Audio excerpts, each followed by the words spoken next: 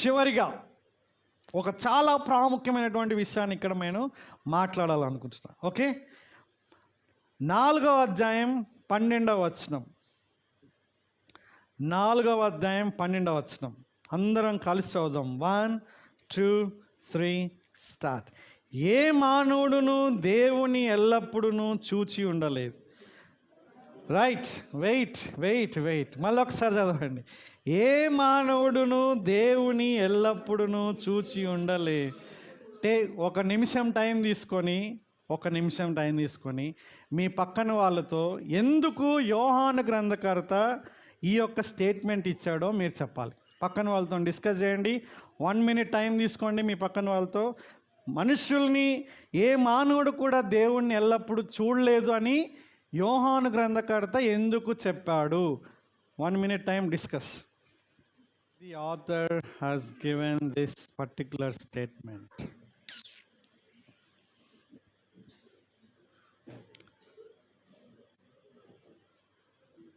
ఇదే గ్రంథకర్త ఇంకో దగ్గర కూడా ఇదే విషయాన్ని చెప్పాడు. ఎవరికైనా గుర్తుందా? ఏ మానవుడు కూడా దేవుణ్ణి చూడలేదు అని ఇదే గ్రంథకర్త ఆయన రాసినటువంటి ఒకానొక గ్రంథంలో చెప్పాడు.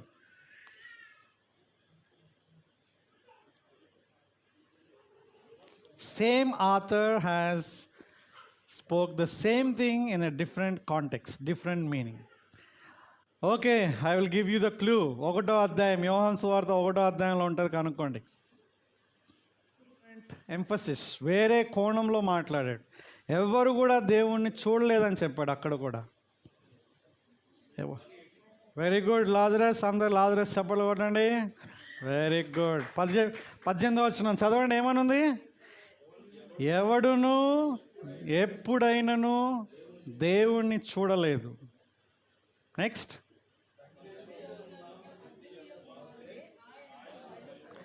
అంటే యేసుక్రీస్తు ప్రభువారు దేవుణ్ణి బయలుపరిచాడు అనేటటువంటి మాటను అక్కడ ప్రూవ్ చేస్తున్నాడు సువార్త పాయింట్ ఆఫ్ వ్యూలో. ఇప్పుడు come back to 1 John now. మనం ఇప్పుడు 1 యోహాను పత్రిక వద్దాం. ఇప్పుడు ఎందుకు చెప్పాడు? Why did he tell now? యేసుక్రీస్తు దేవుణ్ణి బయలుపరిచాడు. ఇప్పుడు ఇక్కడ ఏం చేస్తుంది? ఇక్కడ ఏం జరుగుతుంది? ఇక్కడ డిస్కషన్ అయిపోయిందా ఇది? చూడండి, ఏ మానవుడు కూడా దేవుణ్ణి ఎప్పుడు కూడా చూడలేదు. మనం ఒకరినొకడు ప్రేమించిన ఎడల దేవుడు మన యందు నిలిచి ఉండును, ఆయన ప్రేమ మన యందు సంపూర్ణమగును. ఇంకో మాటలో చెప్పాలంటే మనము దేవుని పిల్లలుగా దేవుణ్ణి ప్రత్యక్షపరుస్తున్నాము. యేసుక్రీస్తు ప్రభువారు సంపూర్ణంగా ప్రత్యక్షపరిచాడు.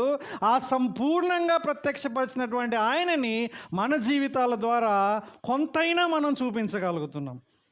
అంటే ప్రేమించడం వల్ల ఏం జరుగుతుందో తెలుసా అండి? Are you understanding? If you love one another, మనం కనుక ఒకరికొకరం యేసయ్య ప్రేమించినట్లుగా ప్రేమించుకుంటే జరిగేటటువంటి విషయం ఏంటి తెలుసా అండి? మనము దేవుణ్ణి తెలియనటువంటి వాళ్ళకి, దేవుణ్ణి చూడనటువంటి వాళ్ళకి ఆ దేవుడు ఎవరో అనేటటువంటిది మన ద్వారా తెలియజేస్తున్నాం. అంత బలమైనటువంటి కారణం ఉంది మనం ప్రేమించడానికి. చదవండి ఒకసారి మళ్ళా. ఏ మానవుడు దేవుణ్ణి ఎప్పుడూ చూచి ఉండలేదు. మనం ఒకరినొకడు ప్రేమించిన ఎడలా, ఒకరినొకరు మనం ప్రేమించినప్పుడు దేవుడు ఎవరు అనేటటువంటి కొంచెం అవగాహన, దేవుడు గురించినటువంటి ఆలోచన ప్రజలకు తగులుతుంది. ఎవరు వీళ్ళు? వేరు బ్యాక్గ్రౌండ్ నుంచి వచ్చారు, వేరు కలర్స్ ఉన్నాయి వీళ్ళకి, వేరు కులాల నుంచి వచ్చారు, వేరు మతాల నుంచి వచ్చారు, వేరు ప్రాంతాల నుంచి వచ్చారు. వీళ్ళేంది ఒక కుటుంబంలాగా ఉంటున్నారు. మేము రక్త సంబంధులుగా ఉన్నా సరే మేము ఉండలేకపోతున్నాం. మేము రక్తం పంచుకుట్టినటువంటి బిడ్డలకి మాకు ద్వేషం ఉంది. వీళ్ళ మధ్యలో ఇన్ని సంవత్సరాలు వీళ్ళు ఎట్లా ఉండగలుగుతున్నారు, వీళ్ళు ఎట్లా ప్రేమించుకోగలుగుతున్నారు అనేటటువంటి ఆలోచన ప్రజలకి కలుగుతుంది అని చెప్తున్నాడు ఇక్కడ. మామూలు కాదండి సంఘం అంటే. సంఘంలో ఒకరినొకరు ప్రేమించుకోవడం అంటే మామూలు కాదు. అది రక్షణ పొందిన వాళ్ళు ప్రేమించుకోగలరు. రక్షణ పొందినప్పుడు మనం ప్రేమించుకుంటున్నప్పుడు మనము అంటే నువ్వు నేను సంఘముగా దేవుణ్ణి మనం ఇతరులకు తెలియజేస్తున్నాము. యోహాను సువార్త 13వ అధ్యాయం, గాస్పెల్ ఆఫ్ జాన్ చాప్టర్ 13. యోహాను సువార్త 13వ అధ్యాయం. యేసుక్రీస్తు ప్రభువారు కూడా ఇంకొక ఎవిడెన్స్ ప్రేమించుకుంటే ఏం జరుగుతుందో చెప్పాడు అనమాట. ఏం చెప్పాడు చూడండి. ఇప్పుడు ఇంకొక కోణం మాట్లాడుతున్నాడు. ప్రేమ ఉంటే ఏం జరుగుతుంది. ఒకటి చాలా అమేజింగ్ కదా అండి, మనం డైరెక్ట్గా సువార్త ప్రకటించిన ఒక వంతు అయితే, మన జీవితం ద్వారా దేవుడు ఉన్నాడు, అసలు దేవుడు అనేవాడు ఉన్నాడు అని నిరూపించడానికి ఇది ఒక కారణం అవుతుంది. ఎందుకంటే వేరే కమ్యూనిటీస్లో ఒకే కమ్యూనిటీ ఉంటారు. మీకు అర్థం చేసుకోండి, ఒకే కమ్యూనిటీ, అది రాజస్థాన్ కమ్యూనిటీ అయినా, జైన్ కమ్యూనిటీ అయినా, లేకుంటే ఏదైనా సరే, ఒక కమ్యూనిటీ ఉండి వాళ్ళకి వాళ్ళే ప్రేమ చూపించుకొని వాళ్ళే ఎదుగుతారు. కానీ దేవుని సంఘం అట్లా కాదు. భిన్న సంస్కృతుల నుంచి, విరుద్ధ భావజాలాల నుంచి ఒక సంఘంగా, ఒక కుటుంబంగా ఆ విప్లవాత్మకమైనటువంటి మార్పు, నరమాంస భక్షకులు లేకుంటే దేవునికి విరోధులు అందరూ కూడా ఒక దగ్గరకు వచ్చి ఒక తాటిపైకి వచ్చి ఒక దానికోసం మనం నిలబడడం అంటే మామూలు అండి. యేసుక్రీస్తు సువార్త యొక్క శక్తి మామూలు కాదు. దయచేసి అర్థం చేసుకోవాలి. ఇక్కడ 13వ వచనంలో ఏమంటున్నాడో చూడండి. యోహాను సువార్త 13వ అధ్యాయంలో యేసుక్రీస్తు ప్రభువారు ఏమంటున్నాడు ఇక్కడ, మీరు ఒకరినొకరు ప్రేమించుకున్నప్పుడు ఏం జరుగుతుందండి? నా శిష్యులని లోకం మిమ్మల్ని తెలుసుకుంటుంది అనేటటువంటి విషయాన్ని ఇక్కడ మాట్లాడుతున్నాడు. ఎక్కడుందా వచనం? 35వ వచనం చదువుదాం అందరం. Ready, 1 2 3 start. మీరు ఒకరినొకరు ప్రేమింపవలనని మీకు క్రొత్త ఆజ్ఞ ఇచ్చుచున్నాను. నేను మిమ్మల్ని ప్రేమించినట్లే మీరును ఒకరినొకరు ప్రేమింపవలను. మీరు ఒకరిని ఎడల ఒకడు ప్రేమ గలవారైన ఎడల దీనిని బట్టి మీరు నా శిష్యులని అందరూ తెలుసుకుంటారు. అందరూ తెలుసుకుంటారండి. ప్రేమించడం వల్ల దేవుణ్ణి తెలియజేస్తాం. ప్రేమించడం వల్ల మనం దేవుని యొక్క శిష్యులమని, ముఖ్యంగా యేసుక్రీస్తు శిష్యులమని మనం తెలియజేస్తాం. ఎందుకంటే ప్రపంచ చరిత్రలో ఆయనలాగా ప్రేమించినటువంటి వాళ్ళు ఎవరు కూడా లేరు. ఎవరైనా ఎవరి గురించి మాట్లాడినా శక్తి గురించి మాట్లాడతారేమో, అవునా? మీకు తెలిసినటువంటి మతాల్లో లేకుంటే ఫిలాసఫీస్లో, ఐడియాలజీస్లో వాళ్ళ యొక్క భావజాలం గురించి మాట్లాడాలనుకున్నప్పుడు దాని గురించినటువంటి ఆ యొక్క శక్తిని గురించి దేని గురించి అయినా మాట్లాడతారు. కానీ ప్రేమ గురించి మాట్లాడినటువంటి సందర్భం ఏదైనా ఉందా? అది యేసుక్రీస్తు ప్రభువారిలోనే ఉంది. ఆయన ప్రేమని నిరూపించాడు. ఆయన తన రక్తంతో, ఆయన ప్రశస్తమైన రక్తంతో ఆయన మన మానవాళ్ళందరి కోసం చేసినటువంటి త్యాగం ఎవ్వరు కూడా నిరాకరించలేరు. ఒప్పుకోకపోయినా సరే దాన్ని నిరాకరించలేరు. Everybody should agree with that. And ఆ ప్రేమ కనుక మనం కనుక కలిగి ఉంటే, ఆయన ప్రేమించినట్లు కనుక మనం ప్రేమించుకుంటే ఏం జరుగుతుందండి? మనం ఆయన శిష్యులమని తెలుసు. సిలువ వేసుకుంటే మనం శిష్యులమని కాదు, ఓకే? వైట్ బట్టలు వేసుకుంటే మనం శిష్యులమని కాదు. పండక్కి కొత్త బట్టలు వేసుకున్నదా మాత్రాన ఆయన శిష్యులని ప్రజలు తెలుసుకుంటారని కాదు. ఆ విధంగా ఐడెంటిటీగా తెలుసుకునడం అనేటటువంటి డిఫరెంట్. ఆ తెలుసుకోవడంలో కొన్ని ఒక వినూత్నమైన ఒక క్రొత్త విధానం ఏంటంటే, వీళ్ళు నిజంగా యేసయ్య శిష్యులు అని తెలుసుకోవాలంటే ఒక రుజువు ఏంటో తెలుసా అండి? మనం ఒకరి పట్ల ఒకరికి కలిగేటటువంటి ప్రేమ. అమేజింగ్ కదా, రైట్? Amazing love. 3 విషయాలు చెప్తారా? What are the 3 things? 3 విషయాలు ఏంటి? చీకట్లో గట్టి చెప్పాలి, లేకుంటే మీకు అన్ని లైట్లు అన్నీ ఆపేస్తా. ఏం చెప్పండి? నెంబర్ 1 ఏంటి అంటే అర్థం ఏంటి? ద్వేషించకూడదు. రెండోది ఏంటి? వెలుగులో నడవాలి. అర్థం ఏంటి? మూడోది ఏంటి? ప్రేమించడానికి గల ఆధారం ఏంటండి? యేసుక్రీస్తు. ఆ యేసయ్య ద్వారా రక్షణ పొందిన మనం ఇతరులను ప్రేమించగలం. ఆ ప్రేమించడం ద్వారా దేవుణ్ణి మనం తెలియచే. ఇది నేను చదివినప్పుడు నేను చాలా షాక్ అయ్యాను. 4వ అధ్యాయం 12వ వచనం నన్ను చాలా ఆలోచింపజేసింది.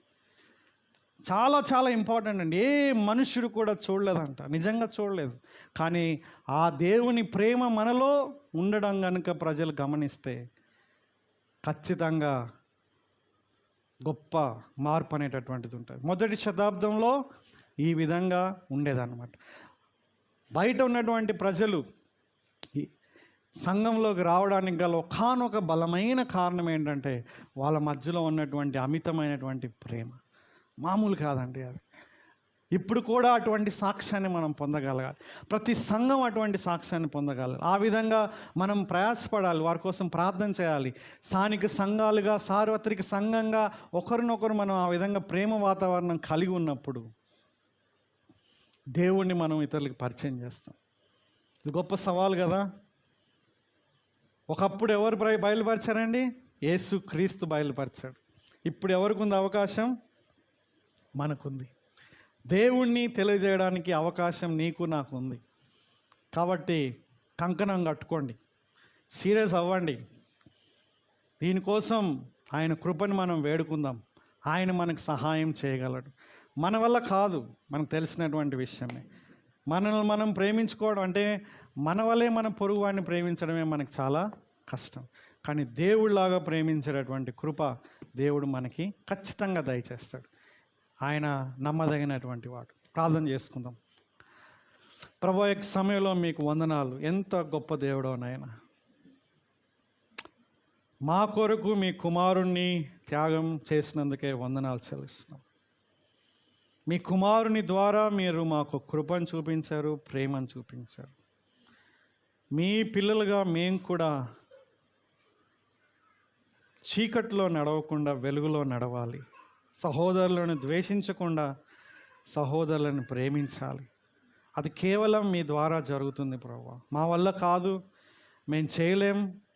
మేము ఎన్నోసార్లు ఓటమి అయిపోయినాం ప్రభువా. కానీ మేము మరలా ఆ విధంగా జీవించడానికి మమ్మల్ని మేము మరలా ఆయన సమర్పించుకుంటున్నాం. మమ్మల్ని మేము మరలా ప్రభువా మీ ఎదుట ఒప్పుకుంటున్నాం ప్రభువా. దయచేసి మాకు మీ యొక్క సహాయాన్ని అనుగ్రహించండి. ఎంత గొప్ప భాగ్యం నాయన. యేసుక్రీస్తు ప్రభువారు సంపూర్ణంగా మిమ్మల్ని ప్రత్యక్షపరిచారు. ఆయన మిమ్మల్ని మేము కొంచెమైనా ప్రత్యక్షపరచడానికి, ఈ లోకంలో చూపించడానికి మీరు మాకు ఇచ్చిన అవకాశాన్ని బట్టి వందనాలు. ఇది ఒక సవాలుగా తీసుకొని మీ కృపపై మేము ఆధారపడడానికి సహాయం చేయండి. ఈ వాక్యాన్ని పాటించడానికి సామర్థ్యాన్ని మాకు దయచేయండి. ఈ విషయంలో మా యొక్క మనోనేత్రాలు కూడా వెలిగించమని యేసుక్రీస్తు నామంలో ప్రార్థన చేస్తున్నాం తండ్రి.